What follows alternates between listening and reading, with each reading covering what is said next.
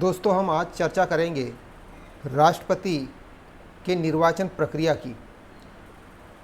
हम देखेंगे कि राष्ट्रपति के निर्वाचन प्रक्रिया कैसी होती है, इस पर हम चर्चा करने वाले हैं। साथ ही आप लोगों को मैं एक बात ये बता दूं कि ये राष्ट्रपति की निर्वाचन प्रक्रिया से संबंधित पहली वीडियो है और इसके बाद एक सेकंड वीडियो भी इसके बाद आने वाली है, जिसमें इस बात का जिक्र होगा कि राष्ट्रपति के निर्वाचन किस प्रकार से होता है और न्यूनतम कोटा क्या होता है। वो न्यूनतम कोटा को मैं बहुत अच्छी तरह से आप सभी को समझाना चाहूँगा, तो आप इसे देखने के बाद इसके पार्ट 2 को भी अवश्य देखें। तो बात करते हैं राष्ट्रपति की निर्वाचन प्रक्रिया। भारतीय संविधान के अनुच्छेद 52 में एक संघीय कार्यपालिका का विवरण मिलता है, जिसमें इस बात को कहा गया है कि भारत के लिए एक राष्ट्रपति होगा और राष्ट्रपति में संघ की कार्यपालिका शक्ति जो होगी वह राष्ट्रपति के पास होगी और संघ की कार्यपालिका शक्ति राष्ट्रपति में निहित होगी और वह इसका प्रयोग संविधान के अनुसार स्वयं करेगा या तो अपने अधीनस्थ अधिकारियों के द्वारा करेगा। इस बात का जिक्र है। दोस्तों, मैंने यहाँ प्रश्नों के माध्यम से आप लोगों को समझाने का प्रयास किया है ताकि पूरी जानकारी बहुत अच्छे से आप लोगों को समझ में आ जाए। तो सबसे पहला प्रश्न मैंने रखा है कि राष्ट्रपति का निर्वाचन किस अधिनियम के द्वारा किया जाता है। प्रश्नों को बहुत अच्छे से समझिएगा। राष्ट्रपति का निर्वाचन किस अधिनियम के द्वारा किया जाता है, तो इसका आंसर होगा राष्ट्रपति या उपराष्ट्रपति। राष्ट्रपति या उपराष्ट्रपति का जो निर्वाचन होता है वह निर्वाचन अधिनियम 1952 के अनुसार होगा। राष्ट्रपति का और उपराष्ट्रपति का जो निर्वाचन होगा वह निर्वाचन अधिनियम 1952 के माध्यम से होगा। दूसरा प्रश्न है, भारत के राष्ट्रपति का चयन कौन करता है, अर्थात भारत के राष्ट्रपति के निर्वाचन में कौन कौन भाग लेते हैं, इस बात को समझना है। तो भारत के राष्ट्रपति का निर्वाचन कौन कौन करते हैं, तो भारत के राष्ट्रपति के निर्वाचन के लिए एक निर्वाचक मंडल होता है। यह जो निर्वाचक मंडल है यही भारत के राष्ट्रपति का निर्वाचन करता है। अब ये निर्वाचक मंडल से आशय क्या है, इसमें कौन कौन शामिल है, तो निर्वाचक मंडल में लोकसभा और राज्यसभा के निर्वाचित सदस्य इसमें भाग लेंगे, मनोनीत नहीं, निर्वाचित सदस्य भाग लेंगे। इसमें मनोनीत सदस्य भाग नहीं ले सकते हैं राष्ट्रपति के चुनाव में, चूँकि यह इसलिए ऐसा रखा गया है क्योंकि जो मनोनीत सदस्य होते हैं, जैसे लोकसभा में 2 कैंडिडेट जो होते हैं वो मनोनीत होते हैं और राज्यसभा में 12 जो राज्यसभा सांसद होते हैं वह राष्ट्रपति द्वारा मनोनीत होते हैं। तो इसे ये ऐसी प्रोसेस इसलिए रखी गई है कि ये राष्ट्रपति द्वारा जो मनोनीत सदस्य हैं ये कहीं ना कहीं राष्ट्रपति के फेवर में मतदान कर सकते हैं, इसीलिए मनोनीत सदस्यों को राष्ट्रपति के निर्वाचन में भाग लेने का प्रावधान नहीं है। इसमें केवल निर्वाचित सदस्य ही भाग ले सकते हैं, जैसे लोकसभा के 543 सदस्य और राज्यसभा के 233 सदस्य जो हैं वो ही भाग ले सकते हैं इस निर्वाचक मंडल के अंतर्गत। साथ ही इस निर्वाचक मंडल में राज्यों के विधानसभा के सदस्य, राज्यों के विधानसभा के जो निर्वाचित सदस्य होंगे वे भी राष्ट्रपति के चुनाव में भाग लेते हैं। तो इस प्रकार संसद के दोनों सदनों के निर्वाचित सदस्य और राज्यों के विधानसभा के जो निर्वाचित सदस्य हैं वे निर्वाचक मंडल के अंतर्गत गिने जाते हैं जो राष्ट्रपति के चुनाव में भाग लेते हैं। तो अब आप लोगों ने समझ लिया होगा कि भारत के राष्ट्रपति के चयन कौन करता है या भारत के राष्ट्रपति के निर्वाचन में कौन कौन सदस्य जो हैं वो भाग लेते हैं। अब आगे तीसरा प्रश्न हम देखते हैं कि भारत के राष्ट्रपति के पद की अवधि क्या है। तो दोस्तों, आप सभी को ये पता है कि भारत के राष्ट्रपति के पद की जो अवधि है वह केवल 5 वर्ष है। 5 वर्ष के लिए भारत का राष्ट्रपति चुना जाता है और यह जो राष्ट्रपति चुना जाता है वह अप्रत्यक्ष विधि से चुना जाता है, अर्थात इसमें जनता डायरेक्ट या प्रत्यक्ष रूप से भाग नहीं लेती है, बल्कि जनता के द्वारा जो चुने गए जो प्रत्याशी होते हैं, चुने गए जो उनके उम्मीदवार होते हैं, जैसे विधानसभा के सदस्य और संसद के दोनों सदनों के सदस्य, ये भाग लेते हैं। इसीलिए ऐसी विधि को अप्रत्यक्ष या परोक्ष विधि के नाम से जाना जाता है। तो राष्ट्रपति का कार्यकाल 5 साल का होता है। चौथा प्रश्न यह है कि भारत के राष्ट्रपति का निर्वाचन कब होता है। ये बड़ा महत्वपूर्ण प्रश्न है कि भारत के राष्ट्रपति का निर्वाचन कब होता है। तो भारत का राष्ट्रपति चूंकि 5 वर्ष के लिए चुना जाता है और इन 5 वर्षों में भी यदि महाभियोग की प्रक्रिया लाई जाती है तो महाभियोग प्रस्ताव पास होने के बाद राष्ट्रपति को त्यागपत्र देना पड़ता है, और ऐसी स्थिति यदि नहीं आती है तो भारत का राष्ट्रपति 5 वर्ष के लिए चुना जाता है। अब उसके बाद जब दूसरा जो निर्वाचन होता है, यानी अगले 5 वर्ष के लिए जो निर्वाचन होगा, तो उसके प्रोसेस के लिए होता ये है कि जो निर्वाचन आयोग है, निर्वाचन आयोग जैसे ही राष्ट्रपति के 5 वर्ष पूरे होने को 60 दिन बाकी रहते हैं, 60 दिन बाकी रहते हैं, तो इन 60 दिन जो बाकी बचे होते हैं 5 वर्ष का कार्यकाल पूरा होने में, उस बीच में किसी भी दिन निर्वाचन आयोग राष्ट्रपति के चुनाव की अधिसूचना जारी करता है। तो राष्ट्रपति के चुनाव की अधिसूचना जारी करता है और इस प्रकार से चुनाव किया जाता है कि जैसे ही जो राष्ट्रपति कार्यरत है, उन राष्ट्रपति के जैसे ही पदावधि समाप्त होती है, जिस दिन समाप्त होती है ठीक उसके दूसरे दिन नवनिर्वाचित जो राष्ट्रपति है वह पदभार ग्रहण कर सके। इस तरीके से या इस तिथि को ध्यान में रखते हुए निर्वाचन आयोग जो होता है वह राष्ट्रपति के चुनाव कराते हैं। तो आप देख लीजिए 60 दिन जब बाकी रहते हैं पूरा कार्यकाल समाप्त होने में, उस बीच में निर्वाचन आयोग द्वारा अधिसूचना जारी की जाती है और इसी बीच में, इन्हीं 60 दिनों के बीच में ही राष्ट्रपति का चुनाव संपन्न करा लिया जाता है। और जैसे ही राष्ट्रपति का कार्यकाल समाप्त होता है, ठीक उसके दूसरे दिन नवनिर्वाचित जो राष्ट्रपति होता है उससे पदभार ग्रहण कराया जाता है।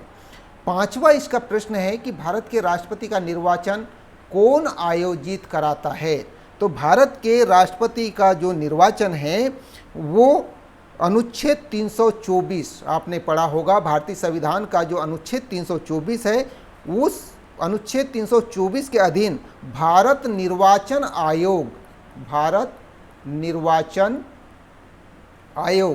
ये भारत निर्वाचन आयोग जो है वह राष्ट्रपति के निर्वाचन को आयोजित करता है।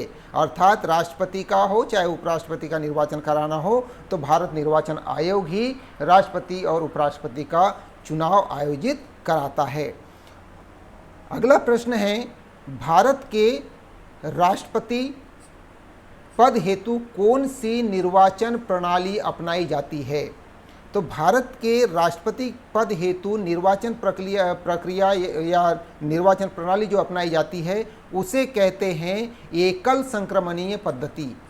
एकल संक्रमणीय प्रणाली, ठीक है, एकल संक्रमणीय प्रणाली अपनाई जाती है राष्ट्रपति के चुनाव में। और इस प्रकार से एकल संक्रमणीय प्रणाली से आनुपातिक प्रतिनिधित्व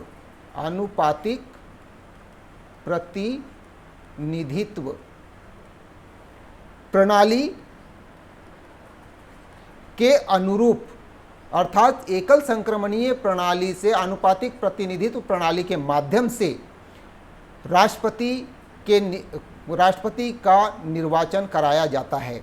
अब इसमें भी आप देखेंगे एकल संक्रमणीय पद्धति और आनुपातिक प्रतिनिधित्व, तो इस प्रकार से ये इसलिए रखा जाता है आनुपातिक प्रतिनिधित्व ताकि प्रत्येक राज्यों को समान अवसर प्रदान किया जा सके, यानी प्रत्येक राज्यों को एक समान प्रतिनिधित्व मिल सके राष्ट्रपति के चुनाव में, इसलिए आनुपातिक प्रतिनिधित्व प्रणाली रखी जाती है। अगला प्रश्न है, भारत के राष्ट्रपति पद हेतु योग्यताएं क्या क्या है। देखिए ये यहाँ से प्रश्न अक्सर बनते हैं प्रतियोगी परीक्षाओं में। तो भारत के राष्ट्रपति पद हेतु योग्यताएं क्या क्या होनी चाहिए। तो सबसे पहली योग्यता है कि वह भारत का नागरिक हो। सबसे पहली योग्यता यह है कि वह व्यक्ति जो है वह भारत का नागरिक होना चाहिए। दूसरी आवश्यक शर्त यह है कि उसकी आयु 35 वर्ष से कम ना हो, अर्थात 35 वर्ष की आयु पूरी किया हो। तीसरी अनिवार्य इसकी योग्यता ये है कि वह व्यक्ति लोकसभा सदस्य बनने की योग्यता रखता हो। और चौथी योग्यता यह है कि वह व्यक्ति जो राष्ट्रपति के चुनाव में भाग ले रहा है, वह व्यक्ति केंद्र सरकार या राज्य सरकार के अधीन किसी लाभ के पद पर ना हो। ये खास तौर से योग्यता रखी गई है कि भारत का नागरिक होना चाहिए, 35 वर्ष की आयु पूरी किया हो और लोकसभा सदस्य बनने की योग्यता रखता हो और वह केंद्र और राज्य सरकार के अधीन लाभ के पद पर ना हो। अब बात आती है कि लाभ के पद पर ना हो, तो अब इसमें कौन कौन ऐसे व्यक्ति हैं जो राष्ट्रपति पद के लिए चुने जाते हैं और जिसको लाभ के पद नहीं माना जाता, जिसे लाभ का पद नहीं माना जाता, वो क्या क्या हैं, कौन कौन से पद हैं। तो ये एक है राष्ट्रपति, दूसरा है उपराष्ट्रपति, तीसरा है राज्यों के राज्यपाल और चौथा है कि केंद्र सरकार या राज्य सरकार के जो मंत्री जो हैं वे राष्ट्रपति पद के लिए आवेदन कर सकते हैं। इन 5 ऐसी स्थितियां हैं जिन्हें लाभ का पद नहीं माना जाता, अर्थात राष्ट्रपति, उपराष्ट्रपति, राज्यपाल, केंद्र सरकार के मंत्री या राज्य सरकार के मंत्री जो होते हैं उन्हें लाभ के पद नहीं माना जाता है। ये जो लोग हैं राष्ट्रपति के निर्वाचन में भाग ले सकते हैं, ये इसकी आवश्यक शर्तें हैं। आगे देखते हैं, प्रश्न 8 ये कहता है कि भारत के राष्ट्रपति पद हेतु नाम निर्देशन की शर्तें क्या हैं। नाम निर्देशन की शर्तें क्या हैं कि जब राष्ट्रपति अपना नामांकन दाखिल करता है तो नामांकन दाखिल करने के पहले कुछ प्रोसेस होती है, वो करनी पड़ती है। तो राष्ट्रपति पद के लिए उम्मीदवार बनने के लिए सबसे महत्वपूर्ण बात यह है कि 50 निर्वाचकों द्वारा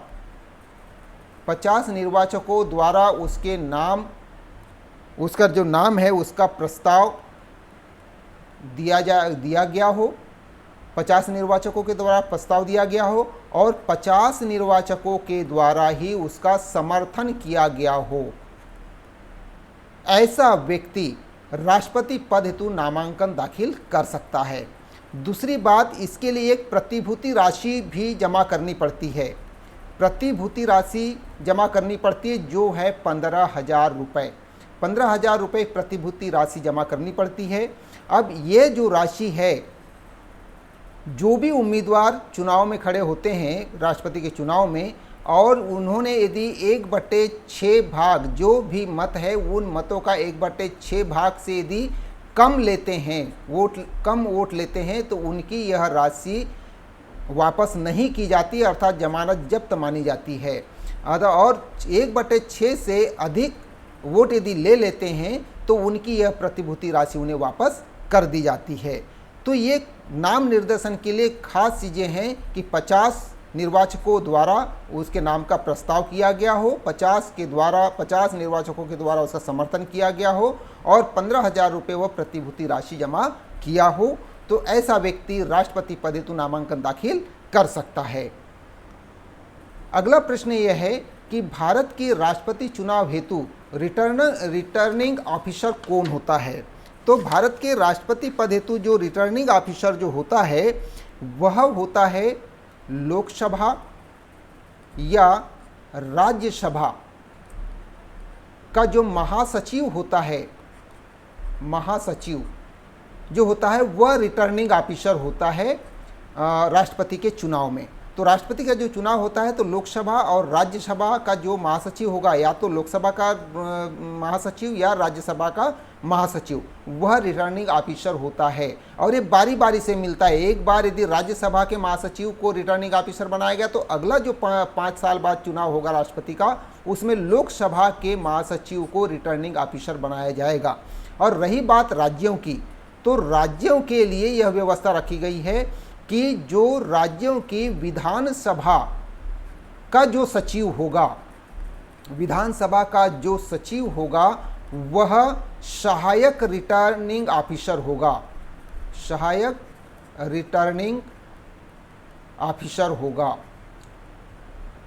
ठीक है, ये बात समझ में आ गई होगी। तो रिटर्निंग ऑफिसर कौन होता है? तो लोकसभा या राज्यसभा का महासचिव जो होगा वो रिटर्निंग ऑफिसर होगा। और राज्यों के लिए राज्यों के विधानसभाओं का जो सचिव होता है वह सहायक रिटर्निंग ऑफिसर होता है राष्ट्रपति के चुनाव के लिए। इसलिए क्योंकि राज्य के विधानसभा के सदस्य इसमें भाग लेते हैं और लोकसभा के सदस्य भाग लेते हैं और राज्यसभा के सदस्य भाग लेते हैं राष्ट्रपति के चुनाव में, इसलिए ये व्यवस्था रखी गई है रिटर्निंग ऑफिसर की। ये याद रखने वाली बातें हैं क्योंकि यह खास तौर से बहुत से लोगों को ये पता नहीं होता है, तो आप इसे ध्यान से आप समझ लीजिएगा, तो ये आपकी जानकारी पुख्ता करेगा, मतलब आप लोगों को पूरा नॉलेज ये बनाए रखेगा ताकि परीक्षाओं में जो भी प्रश्न आएगा आपसे बन जाएगा।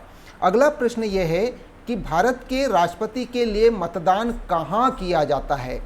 भारत के राष्ट्रपति के लिए मतदान कहाँ किया जाता है, प्रश्न ये है। तो भारत के राष्ट्रपति के लिए जो मतदान किया जाता है वह होता है नई दिल्ली के संसद भवन में, संसद भवन में। ठीक है, यानी राष्ट्रपति के लिए मतदान जो होता है तो मतदान केंद्र जो होता है वह राष्ट्रपति के संसद भवन के किसी एक कक्ष में रखा जाता है जहां पर राष्ट्रपति के लिए राष्ट्रपति निर्वाचन के लिए वोटिंग की जाती है। साथ ही हम राज्यों की यदि बात करें तो राज्यों के जो सचिवालय जो होते हैं, राज्यों के जो सचिवालय होते हैं वहाँ पर भी मतदान केंद्र बनाया जाता है जहाँ पर राज्यों के विधायक जो होते हैं वो अपने मत का प्रयोग करते हैं। तो ये हो गई मतदान कहाँ करते हैं इसकी चर्चा। अगला प्रश्न है कि भारत के राष्ट्रपति पद के निर्वाचन में प्रयुक्त मतपत्रों का रंग कैसा होता है? ये बड़ा महत्वपूर्ण प्रश्न है दोस्तों, इसको याद रखिएगा क्योंकि यह प्रायः मालूम नहीं होता है। तो राष्ट्रपति पद के निर्वाचन में प्रयुक्त मतपत्रों का रंग कैसा होता है? मतपत्रों के रंग आपने देखा होगा, हम भी अगर देखते हैं कि जहां पर पंचायतों के चुनाव होते हैं तो पंचायतों के चुनाव में भी आप देखे होंगे कि सरपंच के लिए अलग रंग का मतपत्र होता है, पंचों के लिए अलग रंग का मतपत्र होता है, बीडीसी मेंबर के लिए अलग मतपत्र होता है, जिला पंचायत सदस्यों के लिए अलग रंग का मतपत्र होता है। तो यहाँ पर भी वैसे ही अलग अलग रंगों के मतपत्रों का प्रयोग किया जाता है राष्ट्रपति पद के लिए। तो इसमें लोकसभा यानी संसद के जो सदस्य होते हैं, संसद सदस्य जो होते हैं, संसद सदस्यों के लिए जो मतपत्र का जो रंग होता है वो होता है हरे रंग का।